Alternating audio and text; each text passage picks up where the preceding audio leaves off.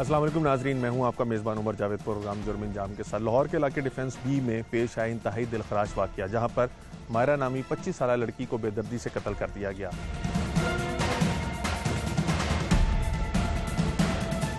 मायरा के रिश्तेदार की जानिब से 2 नामजद मुलजिमों के खिलाफ मुकदमा दर्ज करवाया गया, जिन्हें मीडिया पर खबरें चलने और वज़ीर आज़म पाकिस्तान की जानिब से नोटिस लेने के बाद हिरासत में लिया गया। मुलजिमान ने पुलिस में अपनी तफ्तीश में क्या कहा है, पुलिस की तफ्तीश में मुलजिमान का क्या मौक़िफ़ है, मायरा के वालिदैन रिश्तेदार मायरा के कत्ल पर क्या कहते हैं, वो क्यों पाकिस्तान आई थी और यहाँ पर उसके क्या इरादे थे, और माहिर नफ्सियात और माहिर कानून इस केस को लेकर क्या राय रखते हैं, ये तमाम चीज़ें जानेंगे आज के प्रोग्राम जुर्म अंजाम में।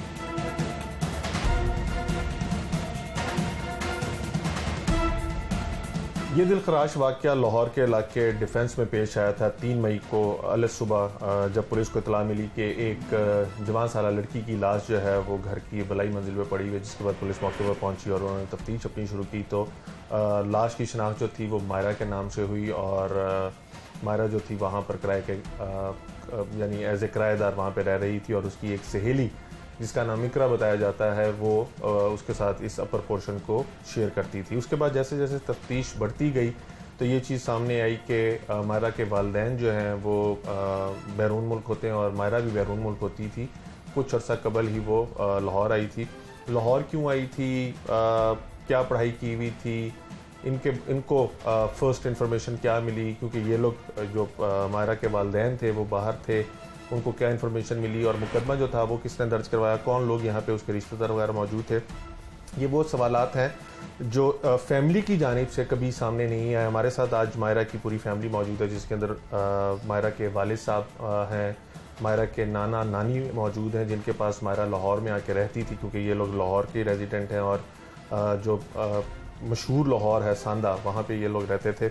और मायरा की खाला भी हमारे साथ मौजूद है। इन फैमिली का आज वर्जन लेंगे, क्योंकि इससे पहले जो भी चीज़ें चलती रही हैं वो पुलिस को एट्रीब्यूट करके चलती थी कि पुलिस ने ये बताया या सोर्सेज और ज़राए के तौर पे खबर चलती थी। आज इस फैमिली से ही पूछते हैं कि बहुत सी ऐसी चीज़ें हैं जिनके जवाबात जो थे वो लोग सुनना चाहते थे, क्योंकि सिंगल साइडेड वर्जन चलता रहा था। इन लोगों का क्या मौक़िफ़ है ये जानते हैं। मायरा के वालिद सबसे पहले हमारे साथ मौजूद हैं, उनसे जानते हैं। जुल्फ़िकार साहब, जो नुकसान आपका हुआ वो ना उसकी तलाफ़ी नहीं हो सकती और जितनी भी बातें की जाएं वो आपके गम का मुदावा नहीं कर सकती। मायरा आपकी बेटी थी, कौन से नंबर पे, कितने बच्चे हैं आपके, मायरा का कितना नंबर था और क्या हुआ, सारा कुछ आपको कैसे पता चला, ज़रा तफसीलन बताइएगा। जी अस्सलाम वालेकुम। मेरे 4 बच्चे हैं, मेरी एक ही बेटी थी, ये बड़ी बेटी थी, और जो मेरा बड़ा कीमती साथी है, और मेरे 3 बेटे हैं, हम लंदन रहते हैं और मैंने इसकी एजुकेशन के लिए बड़ी मेहनत की है। मेरी बच्ची ने बहुत मेहनत की है, तो उसको बड़ा शौक़ था और हम बहुत आते जाते थे पाकिस्तान, हमारा आना जाना लगा रहता था। हर शादी को अटेंड करते थे, हर फंक्शन पे आते थे, हर ईद पे आते थे। वालिदैन की सेहत के लिए, उनके इलाज के लिए हमारा आना जाना लगा रहता था। कितना साल पहले आप बरतानिया शिफ्ट हुए? मैं कोई तकरीबन 18 साल से वहाँ हूँ। उससे पहले मेरे बच्चे जो बेल्जियम में, मायरा वगैरह सारे बाहर बैरून मुल्क की पैदा हुए, पाकिस्तान? जी, ये मेरी एक बच्ची ये थी और ये छोटी सी थी, हम इसको लेके गए थे, तो मेरे बच्चे सारे उधर ही पैदा हुए हैं। और मायरा को बड़ा शौक़ था पाकिस्तान में, बड़ा खुश होती थी अपनी फैमिलियों में, अपनी कज़नों में, चूँकि हमारी फैमिलियाँ ज़्यादा इधर ही हैं, पाकिस्तान में हैं, तो वो पाकिस्तान से बड़ा लगाव रखती थी। और जब उसने, मेरी बेटी ने LLB किया है, तो LLM किया है, और ये बड़ा खुश थी और बहुत खुश थी कि मैं अब लाइसेंस लूँगी। और कहाँ से किया? ये LLB किया इसने, लंदन LLM किया है, आखिरी एक इसका कोर्स था वो इसने दुबई में भी किया है। तो ये जो लड़के थे और इनकी सहेलियां वगैरह, ये वहाँ पढ़ते होते थे, आते जाते थे, कि हमारी बच्ची इन सब की बहुत हेल्प करती थी, चीज़ें लेके देती थी। जितने लाहौर के दोस्त हैं ये सारे वहाँ पे बैरून, 1-2 इनमें लड़कियाँ पढ़ती थी, बाकी और ये लड़का भी उधर कभी जाता था, पढ़ता था और आता जाता था। किस सोर्सेस, किस सिस्टम से हमें कुछ नहीं पता था। तो बच्ची को शौक़ था कि मुझे लाइसेंस चाहिए पापा, और यहाँ मुझे 2 साल किसी वकील के साथ काम करना पड़ेगा। तो हम बड़े परेशान थे कि अब इस बच्ची के लिए किस तरह का ये कोई सिलसिला, इतना एज भी हो गई है तो, लेकिन वो उसको शौक़ था कि मैं जज तक बनूंगी पापा, मैंने पढ़ना है। 25 साल की थी मेरी बेटी, और जब उसने ये देखा, इन्होंने बताया कि ओवरसीज़ एग्ज़ाम्प्ट हैं, पाकिस्तान आओ, हम आपकी हेल्प करेंगे और आपको ये लेके देंगे लाइसेंस वगैरह। तो बच्ची ने एक प्रोग्राम बनाया, पेरेंट्स हैं मेरे इधर, ये माहिरा की नानो हैं, ये इसके नानो हैं जी, ये नाना है। अच्छा, ये आप अपने सामने रखिए। तो ये इसके नाना हैं और ये इसकी आंटी भी हैं। तो ये उसने बड़ा शौक़ था, और शादी भी आ रही थी, हमारी एक बेटी की शादी थी इधर, जो रिश्तेदार थी, और उसके लिए भी वो बड़ा खुश थी, शॉपिंग की और सारा तैयारी की। कितना अर्सा पहले मायरा ये कुछ मार्च अप्रैल में 6 अप्रैल में शादी हुई है मेरी मायरा की कज़न की, इनकी आंटी की, जो है इनकी बेटी की। तो ये कोटअद्दू में भी गए हैं, फंक्शन अटेंड किया है सारा इन्होंने, इसकी वालदा भी आई हैं। आपको पता था कि लाहौर में है मायरा पाकिस्तान में? जी जी जी जी। बहुत सी ऐसी नेगेटिव चीजें भी चलती रही कि वालिदैन को पता ही नहीं था कि मायरा बस सर, लोगों की मैं इस वक्त तवज्जो की बातें नहीं कर सकता। तो लोग जो उनका दिल है और वो जो समझते हैं, तो मैं एक फोकस पे खड़ा हूँ कि मेरी बच्ची को साथ जुल्म हुआ है और मुझे इंसाफ चाहिए। तो इंसाफ के लिए सच बाहर होएगा।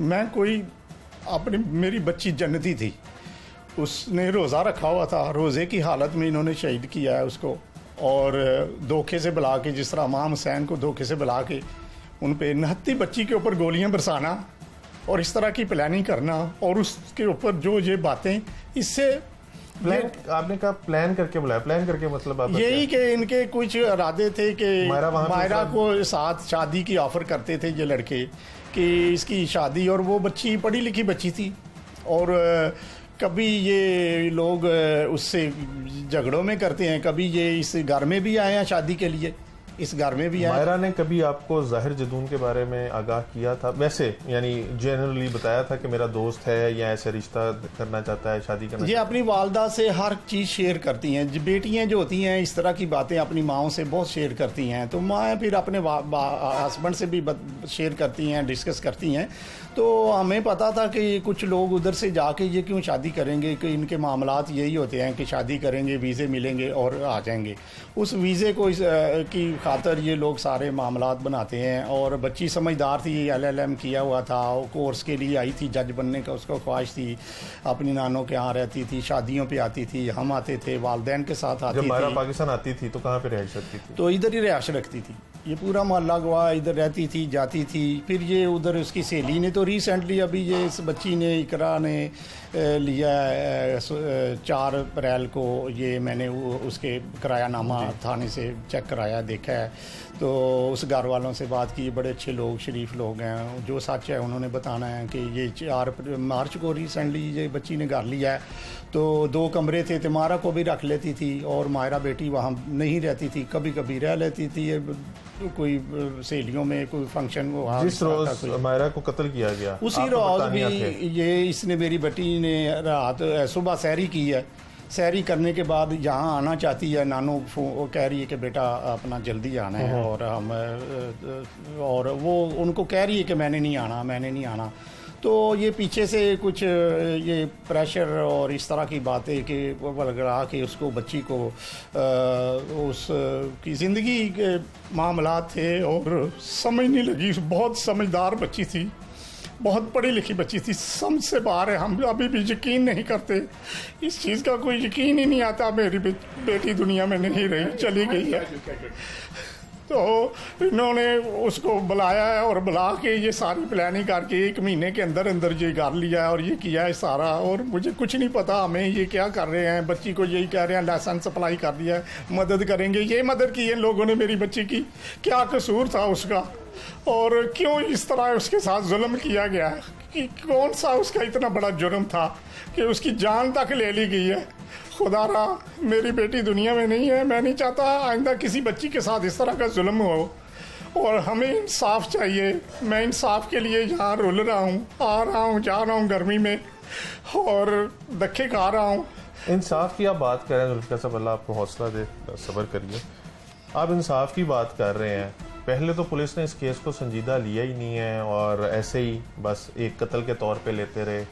उसके बाद जब आप पाकिस्तान आए, आपने आके आला हुकाम से मुलाकातें की, वज़ीर आज़म ऑफ पाकिस्तान ने इस बात का नोटिस लिया और फिर तफ्तीश को किया। फिर आप आला अफसरान से जब मिले तो उसके बाद थोड़ी सी प्रोग्रेस हुई है। अभी आज की तारीख में क्या प्रोग्रेस है? क्या आप समझते हैं कि जो आप इंसाफ के तकाजे चाह रहे हैं वो उस तरह से तफ्तीश जो है वो की जा रही है और आपको लगता है कि इंसाफ मिलेगा? मुझे अपने अल्लाह से बहुत उम्मीद है कि अल्लाह का वादा है कि मैं अपने उम्मती के साथ 70 माओं जितना प्यार करता हूँ, वो मेरी बेटी के साथ प्यार करता है। अल्लाह वो इंसाफ करेगा और हर एक से अपील करता हूँ कि अल्लाह हर के दिलों में ये मोहब्बत डाले। लोग मेरी बच्ची के लिए मैं अपील करता हूँ, दुआ करें अल्लाह उसको इंसाफ दे।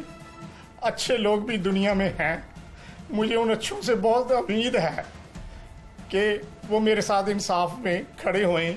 मैं अदालतों से भी दरख्वास्त करता हूँ, जज साहबान से भी, जनाब चीफ जस्टिस साहब से भी, कि प्लीज़ ये ओवरसीज़ बच्ची थी, ये आपकी बच्ची थी, मेरी बच्ची नहीं थी, ये मुल्क का बड़ा कीमती सासा थी, इसको किसी सूरत इग्नोर ना करें, इस केस को सुनाई करें, इस केस पे तवज्जो रखें और हमें इंसाफ दिलाएं।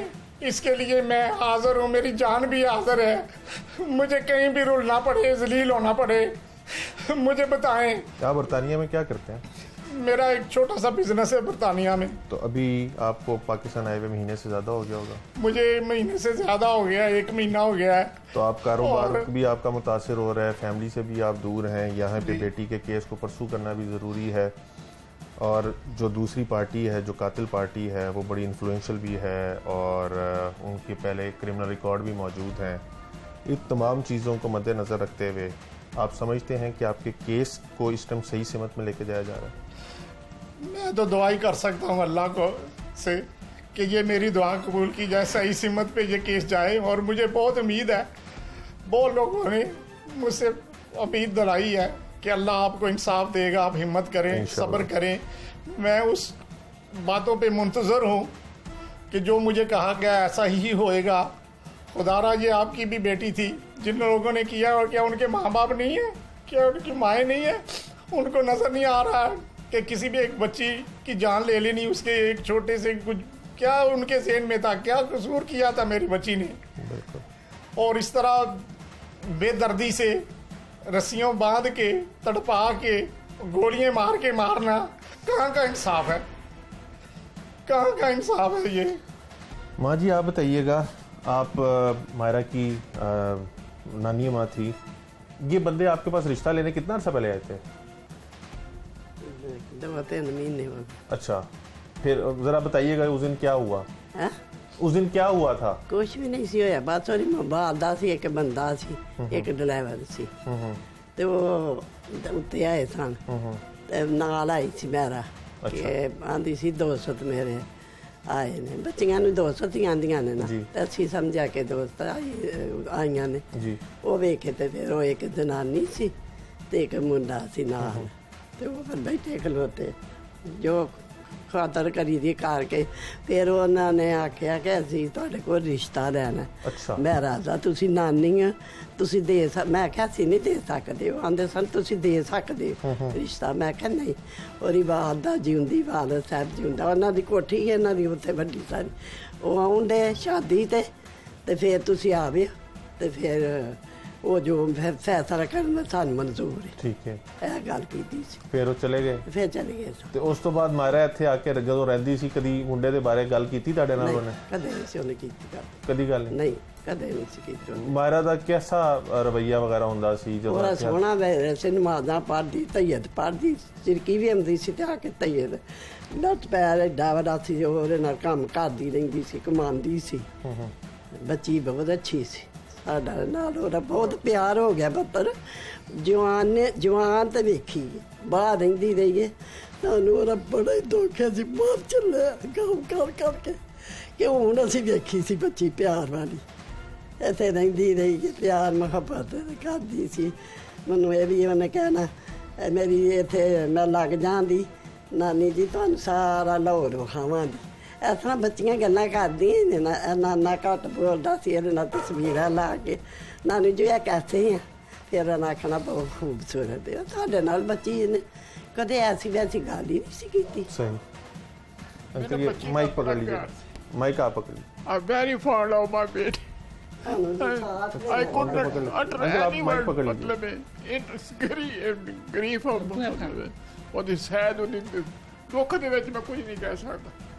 नवासे नवासियाँ तो वैसे बड़े प्यारे होते हैं, क्या कहेंगे अपनी नवासी के बारे में, क्या कहेंगे और इंसाफ ਬਾਤੀ ਤੇ ਇਹਨਾਂ ਦੀ ਖੁਆਇਸ਼ ਸੀ ਵਕੀਲ ਬਣੇ, ਆਨੇ ਜਾਣੇ में उसको खुश हो जाता। ਇਹਨਾਂ ਦੀ ਖੁਆਇਸ਼ ਤੇ ਵਕੀਲ ਬਣੀ।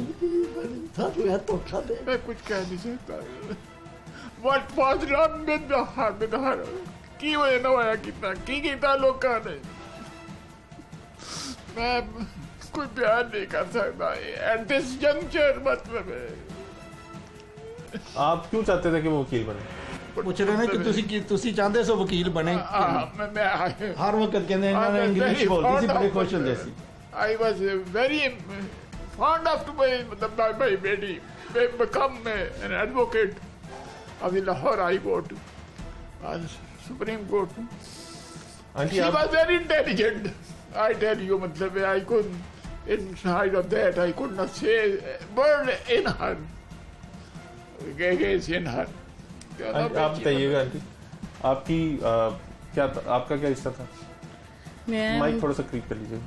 मैं उनकी खाला हूँ और मेरा उससे बहुत प्यारा रिश्ता था। मैं उससे बहुत प्यार करती थी और मैं उससे बहुत प्यार करती हूँ। मेरी बच्चियाँ भी उनसे बहुत प्यार करती थी। आना जाना होता था? आना जाना होता था। जब शादियों में जब हम वो आती थी इधर, हम भी आते थे, सब मिलके रहते थे। अब शादी थी तब भी हम मिलके रह रहे थे। अब हमें बहुत दुख मिलके इसी घर में सारे रहते थे, ये भी रहती थी, उनकी बेटियां भी थी, मायरा भी थी इधर, सारे मिलके हमें रहते थे। इंसाफ चाहिए, बस मुझे हमें इंसाफ चाहिए उसका। आप क्या कहेंगे जुल्फिकार साहब आखिर में? मेरे पास कोई अल्फाज नहीं है। मेरा बड़ा कीमती सासा थी मेरी बेटी, मैंने बड़ी मुश्किल से उसको पढ़ाया, उसने बड़ी मेहनत की है, बड़ी मेहनत की है। आज वो इस दुनिया में नहीं है। ऐसे लोगों की खातिर खुदारा आइंदा इस तरह के कामों में देखे, इंसाफ कराएं लोगों पे। मैं बड़ा बुरा रुल रहा हूँ। क्यों आप कई दफा आपने कह दिया रुल रहे हैं, क्यों आपको ऐसा क्यों लगता है? मुझे कुछ समझ नहीं लग रही यहाँ क्या लोग हो ताबुन रहा है नहीं कर रहे, पुलिस ताबुन नहीं कर रही, क्या हो क्या रहा है? बहुत अच्छे लोग भी हैं और तावन करते भी हैं और बताते भी हैं क्या हो रहा है, कैसे हो रहा है, किधर जो जा मायरा रहे की हैं। दोस्त वगैरह समझ- थी जिनके साथ मायरा का उठना बैठना था, उनसे आपकी मुलाकात हुई, उन्होंने क्या बताया मायरा के बारे में? उसकी तो तारीफें ही कर रही हैं कि हम इसको रोकते थे, तुम्हारा ना जा उधर, तू ना जा। और वो यही कह रही हैं कि ये बार बार ये उसको प्रेशर कर रहे थे, आओ कोई काम है, ज़रूरी है, आ जाना है। और वो कहती थी कि नहीं, वो उसको रोकती थी कि मायरा तू ना। और मायरा को भी कुछ समझ थी, लेकिन उसकी ज़िंदगी पता नहीं इतनी थी। और ये सब रुकावटें क्यों आ गई और इन लोगों ने क्यों इस तरह किया। मायरा के कत्ल में आपको क्या लगता है कौन कौन मुलविस है जाहिर के साथ? ये कानून ही बता रहा है, क्योंकि चूँकि मैं तो इस मुल्क में नहीं रहता। और किस तरह हुआ है, पहले तो हमें कहानी में उलझाया गया कि दूसरे लोगों में शक में हम कहीं और की सोचें सोच रहे थे। अब कुछ इन्वेस्टिगेशन सामने आई है, पुलिस अफसरान ने बताई हैं कि ये जो एक ज़ाहिर जावेद ख़ान है, जिसका नाम ज़ाहिर जावेद ख़ान है, जदून उनकी कास्ट है, वो लड़का है। और कुछ उसका एक कज़न है ज़ीशान उर्फ शानी, और वो मुलवस हैं। और उसका एक भाई है ताहिर, और एक उनका कुछ ड्राइवर कह रहे हैं या इस तरह। तो ये 4 लोग जो उस रात के इन्वेस्टिगेशन में जो उनके पास इतला है, तो वो ये सारे 4 हैं। और इन 4 के ऊपर वो फोकस कर रहे हैं, देख रहे हैं, इन्वेस्टिगेशन कर रहे हैं।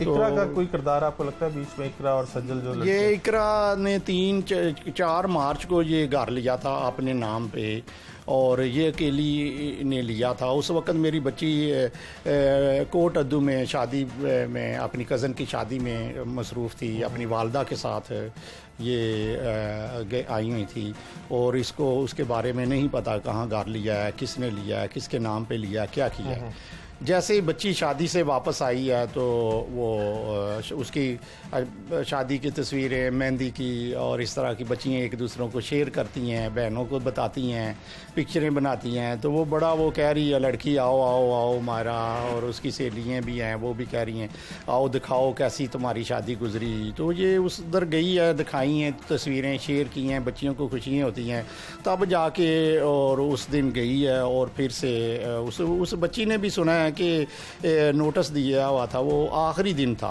उसका उधर, वो नहीं रहना चाहती थी अब, तो उसने एक नोटिस दिया हुआ था कि ये अब मेरा आखिरी दिन है, मैंने यहाँ नहीं रहना। तो पुलिस देख रही है कि ये इतने कम अरसे में ये घर लिया गया, और उसको बड़ा हाईलाइट किया गया है कि ये मायरा रहती है, मायरा किराया देती है, मायरा, जबकि किराएदार तो अभी भी, वो मालिक मकान तो अभी भी कह रहे हैं बेचारे कि अभी तो 1 महीना हुआ है उनको। तो इसमें किराए के तो इतने कोई इस तरह के मामलात हमें कोई तफसीलन, यानी केस के अंदर उतना कुछ हुआ नहीं है जितना बस हमें उलझाने के लिए, माँ बाप को तकलीफों में डालने के लिए। ये इनसे कत्ल नहीं छुप सकता, अल्लाह इंसाफ करेगा। इन बातों से कोई लेना देना नहीं है, हाँ जी, इन बातों से सच बाहर आता है। तो ये केस को इधर उधर बातों को घुमाने के लिए तो मैं सब्र से बैठा हूँ, मैं सब्र कर रहा हूँ, अल्लाह मेरा साथ देगा। और ये मेरी बेटी नहीं, आप सबकी बेटी थी, पढ़ी लिखी बच्ची थी, उसकी ख्वाहिश थी कि मैं गरीबों के लिए मदद करूंगी, और उसको मैंने कैरी ऑन रखा है। मैंने उसके नाम पे एक फाउंडेशन, मायरा फाउंडेशन बनाई है, गरीबों की मदद कर रहा हूँ। उसको कहती थी मैं एक पंप लगाऊंगी, सदका करूंगी, वो मैंने भी एक पंप भी लगाया उसके नाम पे। जो उसकी ख्वाहिशें थी वो हम पूरी कर रहे हैं। उसके नाम पे ट्यूशन सेंटर बनाया है कि अल्लाह उसको अजर दे और गरीबों की मदद हो, और हमारी दुआएं के लिए लोग, कोई एक नेक बंदे की दुआ हो, अल्लाह वो कबूल करेगा और हमारी मदद करेगा। और कुछ पंप पानी के लगवा रहे हैं, और इस तरह करके ट्यूशन सेंटर है बनाया है, और एक मेडिकल सेंटर बना रहे हैं फ्री इलाज, सदका जारिया के लिए। बच्चा मेरा उठता है सुबह, मेरे साथ आया है, सुबह सुबह उठ के कब्र पे जाता है, फूल रखता है, गुलदस्ते रखता है, बहन खुद ही अकेला चला जाता है, बैठता है, रोता है, उसको यकीन नहीं आता है, कांट बिलीव मारा, लीव हिम। हौसला कीजिए, अल्लाह आपको हौसला दे। मायरा की फैमिली हमारे साथ मौजूद है। आप मायरा की फैमिली के तासुरात सुन रहे थे।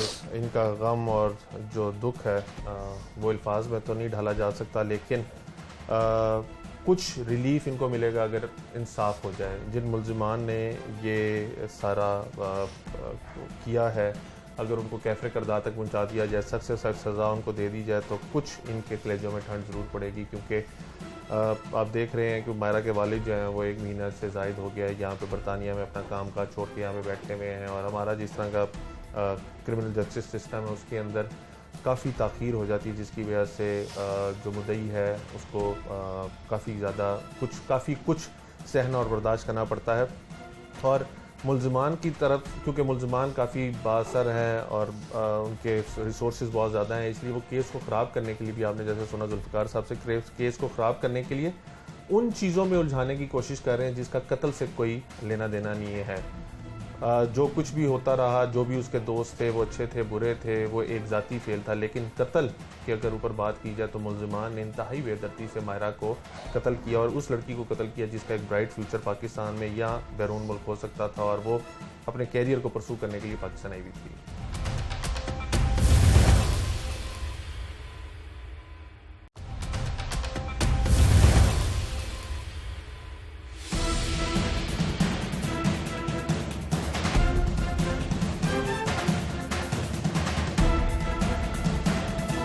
सीनियर माहिर कानून आफ्ताब अहमद बाजवा साहब हमारे साथ मौजूद हैं, और जिस केस के ऊपर हम प्रोग्राम कर रहे हैं ये प्रोग्राम इंतहाई अहमियत का हामिल है। ना सिर्फ मीडिया के ऊपर इस केस की बहुत ज़्यादा हाइप क्रिएट हुई, बल्कि इस केस के बाद बहुत से ऐसी चीज़ें जो हमारे माशरे में ढकी छुपी थी उस के ऊपर भी बहुत ज़्यादा सवालात और उंगलियाँ जो थी वो उठना शुरू हो गई थी। आपने मायरा के वालिद की गुफ्तगू और रिश्तेदारों की गुफ्तगू सुनी, इस केस के अंदर मुलजमान जो हैं वो मुख्तलिफ हरबों से ना सिर्फ फैमिली को डिट्रैक्ट करने की कोशिश कर रहे हैं बल्कि पुलिस को भी उन्होंने उलझाने के लिए बहुत से इकदाम किए हैं। पुलिस ज़राए का कहना है कि मुलजमान का क्योंकि क्रिमिनल रिकॉर्ड मौजूद है इसलिए उनको पता था कि कौन कौन सी चीज़ें की जाएँ जिससे वो बच सकते हैं। लेकिन हमारे साथ माहिर कानून मौजूद हैं जिनका फौजदारी के ऊपर कई दहाइयों का तजुर्बा जो है वो है, उनसे जानते हैं। बाजवा साहब, इंतहाई इम्पोर्टेंट केस लाहौर में हुआ कि 25 साला माहिरा को सहरी के फ़ौरन बाद कत्ल कर दिया गया और उसकी बाद में लाश जो थी वो मिली, जिसकी पुलिस ने उसके फूफा की मुद्दईयत में मुकदमा दर्ज किया और FIR जो तफ्तीश थी वो शुरू हो गई। 2 नॉमिनेटेड मुलजमान के खिलाफ मुकदमा जो था दर्ज हुआ था, साद अमीर भट्ट और ज़ाहिर जदून। दोनों को पुलिस ने हिरासत में ले लिया और दोनों से तफ्तीश की जा रही है। ऐसे केसेस में अमूमन क्या होता है और कितना वक्त दरकार होता है इंसाफ की फरहमी के लिए? देखिए, इस तरह का जो केस है वो नो डाउट कि इस केस में जो है वो नामजद मुलजमान हैं और उनका नामजद मुलजमान होना FIR के अंदर ये एक बहुत अच्छा इकदाम है। अब क्योंकि आप नामालूम होता तो किसी को भी ला सकते थे, लेकिन ये पर्टिकुलरली नामजद मुलजमान है। अब वहाँ पे एक डेड बॉडी मिली। अब डेड बॉडी के इर्द गिर्द जितने भी उनके निशानात होंगे, लाजमन फोरेंसिक आजकल जो है हमारा बहुत एडवांस हुआ है बिल्कुल, और उसके लोग भी पहुंचे होंगे, उन्होंने फिंगरप्रिंट्स भी लिए होंगे डेड बॉडी के भी और उसके सारे उसके कपड़ों के और सारे इर्द गिर्द दीवारों के भी। बिल्कुल, और बहुत मैं समझता हूँ ये एक बड़ी स्ट्रॉन्ग एविडेंस होती है फिंगरप्रिंट्स की भी, क्योंकि इस तरह के केसेस में, क्योंकि एक उसकी दोस्त है मायरा की जिसने ये बताया उनके अजीज़ों अरब को, और उसके बाद मौके की जो शहादतें हैं वो यही है। जो फोरेंसिक जो है वो बहुत रोल इसमें अदा करेगा। देखो, हमारा आर्टिकल 164 है कानून शहादत का, वो कहता है मॉडर्न डिवाइसेस से जो भी एविडेंस आएगी उसको आप इग्नोर नहीं कर सकते, ठीक है, उस पर सजा हो सकती है। इसी तरह इसके अलावा उसकी जो थी एविडेंस, जिस तरह वो उसके वालिद साहब आए हैं वो बता रहे हैं कि उनके रिश्तेदारों के पास और पुलिस के पास भी मुलजमान ने कन्फेशन किया है, तो ये भी एक बड़ी मजबूत एक्स्ट्राजुडिशियल कन्फेशन हम इसे कहते हैं, बड़ी मजबूत स्ट्रॉन्ग एविडेंस होती है। और तीसरी जो लास्ट सीन की भी उनके वालिद साहब से भी बात आपने करवाई, उन्होंने बताया जी लास्ट सीन के लोग भी हैं जिन्होंने देखा था मुलजमान को अंदर जाते और उसके बाहर निकलते हुए भी। अब देखना ये कि मौके के ऊपर क्योंकि 2 फायर हुए और उसके खौल को मिला है या नहीं मिला, अब ये वो सारी पुलिस बताएगी, और अगर मिला है तो मुलजमान से जो बरामदगी होगी और उसकी मैचिंग जो है लेबॉर्ट्री से होगी इन हॉल्स की, और वो भी बड़ी मजबूत शहादत होती है। लेकिन जिस तरह बता रहे हैं कि वो जो लड़का जो कातिल है इसमें वो कोई हैबिचुअल क्रिमिनल हैं, तो लाजमन उन्होंने ऑफेंस जो वेपन ऑफ ऑफेंस है उसको डिस्ट्रॉय किया होगा। अगर वो डिस्ट्रॉय करते हैं तो उसमें भी दफ़ा 201 लगती है कंसीलमेंट और जो भी एविडेंस जिसको ज़ाया करेगा।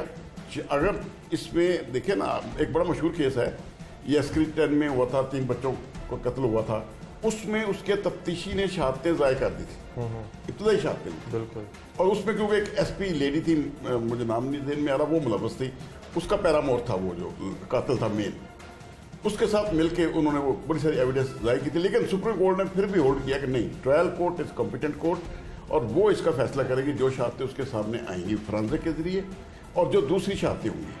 अब अदालत ने किसी भी मुकदमे को फैसला करते हुए देखना होता है कि मुलजम की जो है कनेक्ट करने के लिए एविडेंस क्या है। जैसे ये भी एक बातें बहुत सारी आ रही हैं सामने जो हमने मीडिया में देखी है, जैसे आपने भी बताया कि लड़की के साथ उसका बाहर के मुल्क जाना आना मुलजमान के साथ वो भी साबित है, और उसके बाद उस लड़की से रिश्ता मांगना, फिर उसकी कोई वीडियो बनाना, ये सारी बातें, ये अब सारी एविडेंस कलेक्ट होंगी। वजह अनात के लिए ये काफ़ी है। किसी भी क्योंकि हम इस केस के अंदर उलझाने के लिए बहुत सी चीज़ें चली बाजवा साहब कि लड़की जो थी पहले चलता रहा, मुलजमान की जानिब से ये चीज़ें फीड करती रही कि लड़की जो है वो अपने वालिदैन को बताए बगैर पाकिस्तान आई हुई है, लड़की के बहुत से लड़के दोस्त हैं और बहुत से उसके करैक्टर के ऊपर उंगलियां उठी। क्या ये सारी चीज़ें कत्ल को छुपाने के लिए या कत्ल का जवाब पेश करने के लिए इम्पोर्टेंस की हामिल हैं? देखिए, आप हम जिस मुआशरे में रहते हैं उनमें इन चीज़ों को बतौर कानून तो आप साबित नहीं कर सकते। अगर आपको गिला था तो आप पहले क्यों उसके कत्ल होने से पहले अगर पता था कि इनके नाजायज़ तल्लुकात, आपने क्यों नहीं इत्तला की पुलिस को?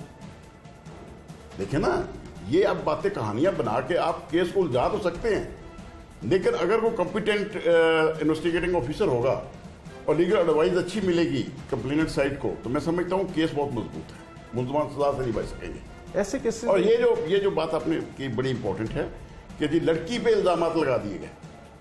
मैं कहता हूँ ये इल्जामात भी साबित करेंगे वजहनात को कि पीछे से उनका तल्लक तो था ना। जब उनके घर वाले लड़के के ये मानते हैं हाँ जी लड़के का तल्लक था, लड़की के साथ वहाँ आना जाना था, तो फिर तो साबित हो गया उसका आना जाना और मौके पे मौजूदगी भी साबित हो गई और उनकी अपनी ही बातें ये सपोर्ट करती हैं। अब इस पे देखना पड़ेगा हमें, इन्वेस्टिगेशन टीम जो है वो क्या कर रही है और उस पर बड़ा डिपेंड करेगा। और इसके अलावा जो बाकी एविडेंस जो उसका वालिद अब आया हुआ है, जो उसके पास हैं शायद वो पुलिस को दे, इन्वेस्टिगेटिंग ऑफिसर को दे। नहीं लाएगी तो हम बदरिया कोर्ट उसको सभा मिसल पे ले आएंगे, नहीं करेंगे तो इस केस को हम साबित करेंगे इंशाल्लाह। जिस तरह की शहादतें इकट्ठी की हुई हैं, तमाम जैसे मीडिया लोग भी उनको बड़ा सपोर्ट कर रहे हैं, जैसे आप जैसे मुखलिस लोग उनको सपोर्ट कर रहे हैं, तो इंशाल्लाह मैं समझता हूँ ऐसे केस। उमर भाई, मैं एक बात मुझे जो ज़हन में आ रही है, हमेशा आपने जब भी मुझे कोई इस तरह का मसला मेरे साथ डिस्कस किया है और वो टीवी पे भी चला, आराम ऑन एयर भी हुआ, ये आप हमारे नौजवानों में बहुत बड़ा एहसान कर रहे हैं। हमारी नौजवान नस्ल जो है सोशल मीडिया की वजह से, इलेक्ट्रॉनिक मीडिया की वजह से, या आप कहते हैं हमारे पास मोबाइल अब क्योंकि आगे हैं, जिस रास्ते पे निकल रहे हैं उसकी आप गाइडेंस आप गाइड कर रहे हैं नौजवानों को। यही वो मामलात होते हैं, यही मुकदमे होते हैं जिसमें नौजवान जो है सीखते हैं, अपना मुस्तकबिल बनाते हैं। और ऐसी ही जिस तरह कहानियाँ अब निकल रही हैं मायरा केस में, ऐसे ही कहानियाँ पता नहीं कितनी हैं, हजारों हैं, लाखों हैं, लेकिन यही कहानी बहुत सबक आमोज होगी उन नौजवानों के लिए जो मेरा जिस्म मेरी मर्जी की बातें करते हैं। हमारे माशरे को उस तरफ धकेला जा रहा है। सही कह रहे हैं। अगर आप इस तरह के प्रोग्राम करते रहेंगे, मैं समझता हूँ आपका ये बहुत बड़ा नौजवान नस्ल पे एहसान है। बाजी साहब, वेरी प्रिसाइजली मुल्ज़िमान केस को ट्विस्ट करते हैं कि जी हमारी लोकेशन, जब मैं लड़की कत्ल हुई, मेरी लोकेशन जो है वो पिंडी की आ रही है, हो सकता है वो फ़ोन वहाँ पे छोड़ के आ गया हो, उसने गाड़ी रेंट की ली थी कि अपनी गाड़ी ना इस्तेमाल करूँ, लेकिन उसको हादसा हो गया, फिर वो अपनी गाड़ी पे उसको आना पड़ गया। शरीक मुल्ज़िमान उसके साथ हैं, एक मुल्ज़िम अभी फ़रार है बताया जाता है, बाकी उनको पुलिस ने किसी न किसी केस के अंदर जो है वो हिरासत में ले लिया हुआ है। इन तमाम चीज़ों को जो वो टैक्टिक्स यूज़ कर रहे हैं, उससे कोई केस में फ़र्क पड़ता है? देखिए, अब तो सुप्रीम कोर्ट बहुत वाज़ेह तौर पर इस पे करार दे चुकी है कि मोबाइल डेटा जो है उसकी लोकेशन को आप इस्तेमाल बतौर एविडेंस नहीं कर सकते। अच्छा जी हाँ, अच्छा, ये रूलिंग है? ये रूलिंग है। देखिए ना, अगर दूसरी शहादतें मजबूत हैं फिर मोबाइल डेटा की इतनी अहमियत नहीं होती। मैं यहाँ मोबाइल रख के जाके जनाब अनारकली में या जाके मैं मॉडल टाउन में या जाके मैं डिफेंस में एक वारदात कर देता हूँ, मैं कहता जी मैं तो सेशन कोर्ट में बैठा हुआ था। और भाई सेशन कोर्ट में बैठने की आपको पूरी, अब सेशन कोर्ट में अंदर आने की जाने की वीडियो लिंक वो सारी मौजूद है। बिल्कुल, वो आपको सारी, इसको मोबाइल डेटा को साबित करने के लिए भी आपको उसके साथ कनेक्टिंग एविडेंस चाहिए। बिल्कुल, ये मुल्ज़मान जैसे आप बता रहे हैं क्रिमिनल हैं, ये बहुत कुछ लाएं। अगर सिर्फ इतनी ही एविडेंस आ जाए, फिंगरप्रिंट पे भी ये बंदा मौजूद था, ये आ जाए, जिस तरह एक्स्ट्राजुडिशियल कन्फेशन पुलिस ने रिकॉर्ड किया है, जी बिल्कुल, उसका वालिद भी कह रहा है जी इन्होंने हमारे सामने किया है इतराफ़ जुर्म, तो मैं कहता हूँ ये शहादत काफ़ी है। लास्ट क्वेश्चन, जिस तरह से हमारे माशरे में जब मुल्ज़मान पकड़े जाते हैं तो वो मरने वाले या जो मुद्दई पार्टी होती है उसकी करैक्टर असैसिनेशन बहुत ज़्यादा करनी शुरू कर देते हैं और हर तरह से कोशिश करते हैं कि उस बंदे को मॉरली इतना वीक कर दिया जाए कि केस परसू ना किया जाए। जैसे भी आपने उनके वालिद साहब से भी बात की, वो भी इसलिए टूटे हुए हैं कि उनके ऊपर उंगलियां बहुत ज़्यादा उठ रही हैं। जो कत्ल, जो मुद्दा है वो तो कत्ल है, जो ये सर्कमस्टांशियल चीज़ें होती हैं, ये केस के ऊपर कोई असर होता है इनका, रखती है? नहीं, इनका कत्ल जो मेन ऑफेंस है वो है कत्ल 302, उससे लेना देना कोई नहीं। जो चीज़ें यहाँ देखो ऑफेंसेज हैं 371 से लेके आगे चलते हैं, कुछ आगे जाके 494 एक सेक्स फॉर्मिकेशन का है, अगर रजामंदी से कोई आदमी लड़की या लड़का कुछ करते हैं, गैर शादीशुदा जोड़ा जो है, तो उस पर तो वो एक सेक्शन मौजूद है, लेकिन वो एक अलग सेक्शन है, वो इस केस में नहीं है। इस केस में तो 302 है, उसको साबित करना है, उसके लिए एविडेंस होनी है। ये जो मॉरली आप किसी को क्रिटिसाइज कर रहे हैं, इस पे डेफामेशन हो सकता है। सेक्शन 100 पाकिस्तान पीनल कोड यही कहता है। और ये मुद्दई पार्टी को करना पड़ेगा। अगर मुद्दई पार्टी कोई इस तरह के स्टेटमेंट देते हैं तो मैं समझता हूं कि उसके वालों को चाहिए कि फौरन डेफामेशन का दावा करें। मुल्जिम पार्टी जो अगर ऐसी चीजें करती है, अखबार की कटिंग उठाए, टीवी पे अगर उन्होंने कोई बयान दिए हैं तो वो उठाए, आए, मैं बैठा हूँ, मैं उनकी मदद करूँगा, इसलिए कि मैं भी बेटियों का बाप। हमें उमर भाई जो करना है अपने बच्चों को, हमारे बच्चे, नौजवान बच्चे जो हैं जिस रास्ते पे निकल के जा रहे हैं, हमें उनको बताना होगा उसके कॉन्सिक्वेंसेस क्या हैं जिन रास्ते पे वो चल रहे हैं। जिस रास्ते पे ये सोशल मीडिया और दूसरा उनको लेके निकल रहा है, बच्चे तो वही देखते हैं ना जो सोशल मीडिया में चल रहा है। तो इससे बचाने के लिए उमर भाई, इस पे आपको भी मैं हाजिर हूँ।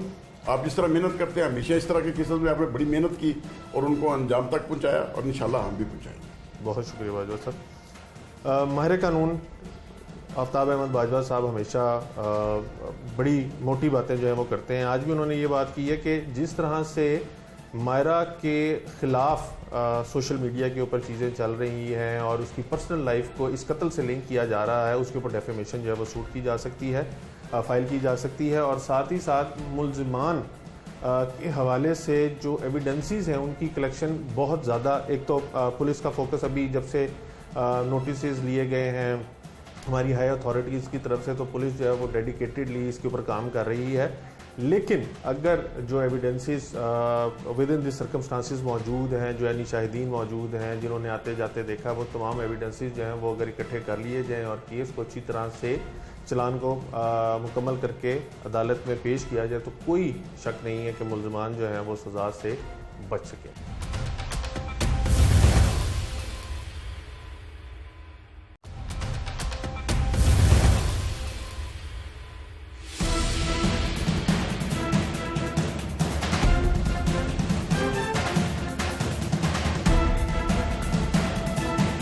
मायरा कत्ल केस जिसके ऊपर आज हम प्रोग्राम कर रहे हैं, इस केस की इतनी ज़्यादा हाइप क्रिएट होने की एक तो वजह यह है कि वो ओवरसीज़ पाकिस्तानी थी और उसको इंतहाई बेदर्दी के साथ कत्ल किया गया। दूसरा ये कि लोगों की सिंपथीज़ बहुत ज़्यादा उस लड़की के साथ थी कि वो अपना कैरियर बनाने के लिए यहाँ पे आई और फिर ये एक ऐसे रिलेशन के अंदर वो आ गई कि मुल्ज़िम जो था उसने उसको कत्ल ही कर दिया।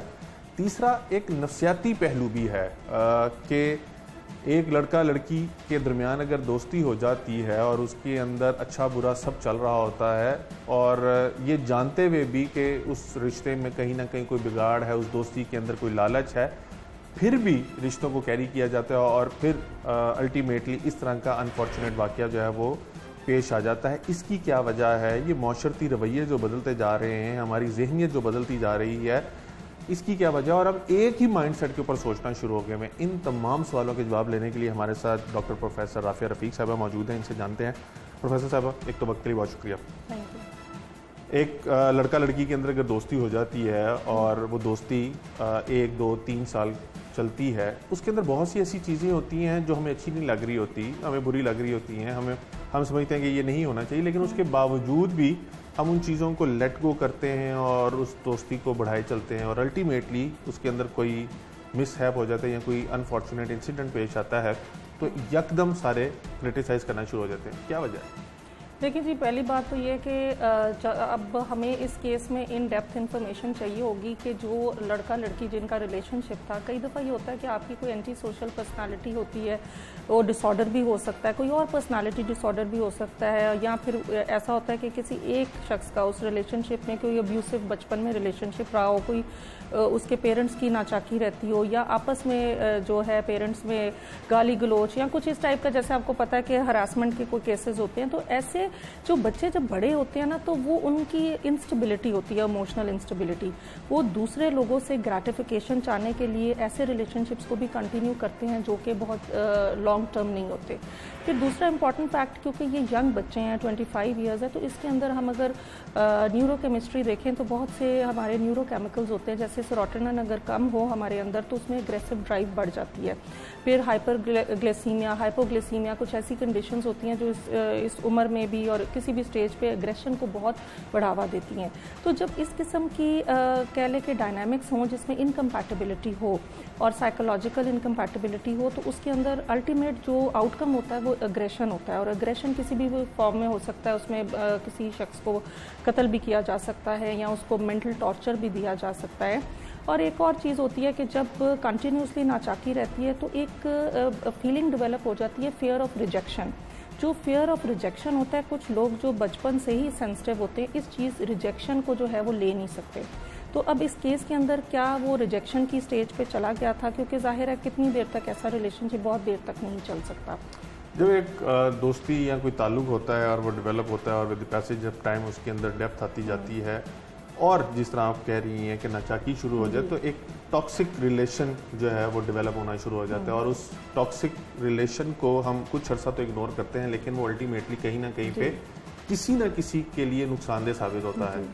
अगर इस रिलेशन को जो ओवरऑल एक परसेप्शन बनी हुई है इस केस के हवाले से, जो लोग चैम गोइयाँ कर रहे हैं, जो टॉक्सिक लेवल था उसके ऊपर उसको इंडिकेट करते हैं, इसकी क्या वजह कि आपको पता होता है कि ये बिगाड़ चल रहा है और उसके बावजूद भी आप उसको कैरी ऑन करते हैं? देखिए, इसमें फैमिली डायनामिक्स में हम अगर इसको अंडरस्टैंड करें कि हमारी जो फैमिली कोहेसिवनेस है वो कम होनी शुरू हो गई है। आजकल के माशरे में जो यंग जनरेशन है उसके जो है उस तरीके से फैमिली टाइज भी नहीं रह गए। बच्चों की आपस में जो एक फैमिली लाइफ होती थी, कजन्स में होती थी या मोहल्ले में एक उठना बैठना होता था, एनवायरनमेंट नेबरहुड होती थी, वो चीज़ें नहीं है। अब बच्चे जो हैं वो ऐसे लोग, क्योंकि ऐसे लोग जो होते हैं वो पर्सनैलिटी वाइज काफ़ी अट्रैक्टिव होते हैं, जो इस किस्म के टॉक्सिक रिलेशनशिप को हुक करते हैं। वो इनिशियली बड़े अट्रैक्टिव तरीके से हुक करते हैं और फिर वो जो शख्स हुक हो जाता है उसके लिए इतना इजी नहीं होता उस रिलेशनशिप को छोड़ना। तो मेरे ख्याल में इसमें हमारे माशरे में जो चेंज आ रहा है उसके ऊपर भी हम सोच सकते हैं कि किधर चेंज आ रहा है और हमारे पेरेंट्स जो हैं वो बच्चों के ऊपर क्यों नज़र नहीं रख रहे। आप देखिए, चेंज आप कह रही हैं हमारे माशरे के तो है ही नहीं, तो फिर हमारे माशरे में उसकी इतनी एक्सेप्टेंस क्यों मिल रही है? देखिए जी, हम हर चीज़ तो जो हमारे माशरे में नहीं है वो हमारी इंड्यूस्ड है थ्रू सोशल मीडिया। आपका सोशल मीडिया क्या दिखा रहा है? क्या आपके जो माशरे में जो रोल मॉडल्स हैं क्या वो लिबास पहन के आ रहे हैं टेलीविज़न पे और सोशल मीडिया पे जो कि एक इस्लामिक मुल्क के लिए होना चाहिए? तो हम तो वही फॉलो कर रहे हैं ना। आपके सोशल मीडिया में पैंडेमिक में आप देखेंगे टिकटॉक पे कैसा कैसा आपको पूरा वो कंटेंट सामने आया है। क्या वो हमारा अपना है? हम लोगों ने दूसरे लोगों से ही लिया ना। तो ये चीज़ें ये कि लोग एक देखें हमेशा बुराई में या एक ऐसे बिहेवियर में जो कि अवे फ्रॉम द नॉर्मल होता है, डिलिक्वेंट होता है, उसके अंदर बड़ी अट्रैक्शन होती है। और स्पेसिफिकली जो बच्चों की एज ग्रुप है इसमें वल्नरेबिलिटी बहुत ज़्यादा होती है। ये बच्चे हर ऐसी चीज़ में जो अवे फ्रॉम द नॉर्मल हो, डिलिक्वेंट हो, उस पर अट्रैक्ट होते हैं। और ऐसे बच्चे जो अट्रैक्ट होते हैं उनका कहीं ना कहीं अपनी लाइफ में कोई महरूमियाँ, कोई कमी, कोई अनकॉन्शियस कॉन्फ्लिक्ट्स होते हैं, कोई ऐसी चीज़ें अनअटेंडेड रह गई होती हैं, unfinished business at the psychological level ज़रूर है। डॉक्टर साहब, आप अपनी ज़िंदगी के अंदर मुख्तलिफ जॉब जो है सर अंजाम दे रही हैं, हेड ऑफ डिपार्टमेंट भी हैं, माँ भी हैं, बीवी भी हैं, मीडिया को भी आप बहुत ज़्यादा टाइम देती हैं। एक बंदा आपके साथ जिस तरह का अपीयर हो रहा है वो अपनी नॉर्मल लाइफ में वैसा नहीं है। जैसे वालिदैन कहते हैं कि मायरा एक इंतहाई ब्रिलियंट बच्चा थी, इंतहाई ब्रिलियंट स्टूडेंट थी, इंतहाई उसकी एफिलिएशन रिश्तेदारों के साथ ज़्यादा थी। दूसरी जानिब मुलजिम जो उसकी करैक्टर असैसिनेशन कर रहा है और जो उसके बारे में अफवाहें फैलाई जा रही हैं वो बिल्कुल यकसन मुख्तलिफ एक उसका रूप बता रहा है। इसी तरह उस लड़के ने जब लड़की मायरा के साथ दोस्ती की होगी तो एक बहुत अच्छा लड़का, एक बहुत नफीस इंसान बन के उसके घर वालों से रिश्ता भी मांगा होगा, दोस्ती भी की होगी। लेकिन दूसरी जानिब उसके जो क्रिमिनल रिकॉर्ड देखा जाए, उसकी फैमिली बैकग्राउंड देखी जाए, उसके अंदर कत्ल गारत और ये सारा कुछ है। ये जो हम दो रूप धार के यानी हम हैं कुछ और प्रिटेंड कुछ और कर रहे हैं, ये क्या चीज़ है? देखिए जी, पर्सनालिटी का लफ्ज़ जो है ना, पर्सनालिटी परसोना से लिया गया है कि आपके सारों के ऊपर एक मास्क होता है। हर बंदे की हर चीज़, कई चीज़ें ऐसी होती हैं known to self not known to others, के मुझे पता है मेरे अंदर एक एग्रेशन है या मेरे अंदर किसी किस्म का गुस्सा है, नफरत है, दूसरे को शायद ये बात ना पता हो। तो हम जब जिन रिलेशनशिप्स में क्लोज होते हैं, जिनके साथ ज़्यादा टाइम स्पेंड करते हैं, वो हमारा रियल फेस जल्दी देख लेते हैं। देखिए, एक फेस होता है दुनियावी फेस होता है, सोसाइटी को दिखाने के लिए होता है कि हम क्या हैं। ज़रूरी नहीं कि वो आपका रियल फेस हो और आपकी रियल पर्सनालिटी हो। रियल पर्सनालिटी इंटरनल पर्सनालिटी होती है जो कि बड़ी आहिस्ता आहिस्ता और जिन लोगों के साथ आपका एक रिलेशनशिप एक लेवल तक डेवलप हो जाता है उनके सामने आती है। लेकिन इस केस के अंदर देखें, जब भी कभी इस तरह की सिचुएशन होती है जिसमें इतनी डिसोनेंस आ जाती है, इतनी डिस्पैरिटी आ जाती है, इतना डिफरेंस आ जाता है, तो हर बंदा अपनी चीज़ को रैशनलाइज करने की कोशिश करेगा कि जी मैंने ये इसलिए किया कि क्योंकि इसके अंदर ये नेगेटिव ट्रेड्स थे। तो ये हर बंदा अपने एंगल पे करता है, ज़रूरी नहीं कि इसमें भी कोई हकीकत हो। तो ये तो बहुत इन डेप्थ देखा जा सकता है। और आपने अभी बात की कि वो बच्ची जो थी वो मायरा, वो एकेडमिकली बहुत अच्छी थी, लेकिन हम दो चीज़ों की बात करते हैं, एक आईक्यू का ज़्यादा होना और ईक्यू का ज़्यादा होना। आईक्यू तो ज़्यादा हो सकता है, लेकिन emotional quotient is very important to stabilise your self emotionally. तो कई आजकल की जनरेशन में ईक्यू इतना हाई नहीं है, वो अपने कंट्रोल करना अपने इमोशंस को, और साथ ये है कि आजकल जो एडिक्शन की जो शराब बढ़ी हुई, हमने इस पर एक आधा प्रोग्राम पहले भी किया था, वो ही ब्रेन एरियाज होते हैं, जब आपको गुस्सा चढ़ता है, जब आप रिजेक्ट होते हैं, वो ब्रेन एरिया स्टिमुलेट होते हैं, और इस उम्र में अपने हायर थिंकिंग प्रोसेसेस को जो है वो कंट्रोल करना मुश्किल हो जाता है, जिसकी वजह से बंदा कोई भी इक़दाम इस किस्म का कर सकता है। बहुत शुक्रिया। डॉक्टर प्रोफेसर राफिया रफ़ीक साहब हमारे साथ मौजूद थी। इससे पहले हमने आफ्ताब बाजवा साहब से बात की जो मायरा कानून थी, और शुरू में हमने जैसे मायरा की फैमिली से बात की, मायरा के वालिद का दुख और जिस अज़ियत से वो गुज़र रहे हैं वो उनके अलावा कोई नहीं जान सकता, और ना उसकी जो लेवल ऑफ पेन है उसको कोई महसूस कर सकता है। लेकिन इस सारे वाक़े के अंदर जो बेहिसी है वो मुल्ज़िमान की तरफ से है कि मुल्ज़िमान ने एक तो कत्ल भी किया और फिर उसको उस पर पर्दा डालने के लिए मुख्तलिफ हथकंडे जो हैं वो अपनाए जा रहे हैं, और दूसरा हमारी पुलिस की रवायती बेहिसी कि पुलिस जो है जब तक मीडिया और पावर कॉरिडोर्स में बैठे लोग जो हैं वो इसका शोर ना मचाएं तब तक पुलिस जो है वो नहीं जागती। और इस केस के अंदर भी अपेरेंटली शुरू में यही हुआ था कि पुलिस ने रवायती बेहिसी का मुजाहरा किया, जिसकी वजह से केस ख़राब होना शुरू हो गया था। लेकिन बाद में आला हुकाम की ने इंटरवीन किया और उसके बाद अब केस जो है वो चल रहा है। लेकिन उसके वालिद यानी मायरा के वालिद आज भी ये दुआएं देते हैं कि उनको इंसाफ चाहिए। मुल्ज़िमान इंतहाई बाअसर हैं और वो सज़ा से बचने के लिए ऊँचे हथकंडे जो हैं वो अपना रहे हैं। लिहाजा आला हुकाम को भी इस केस के ऊपर बहुत तवज्जो देनी चाहिए और पुलिस को भी नेक नियति से इस केस की तफ्तीश करनी चाहिए ताकि मुल्ज़िमान को कैफ़रे किरदार तक पहुँचाया जा सके और आइंदा कोई भी मायरा इस किस्म के मुल्ज़िमान के हत्थे चढ़कर अपनी ज़िंदगी जो है वो ना गवा बैठे। आज के प्रोग्राम से टीम जुर्म इंजाम और अपने मेज़बान उमर जावेद को इजाज़त दीजिए। अगले प्रोग्राम में मुलाकात होगी। अल्लाह निगहबान।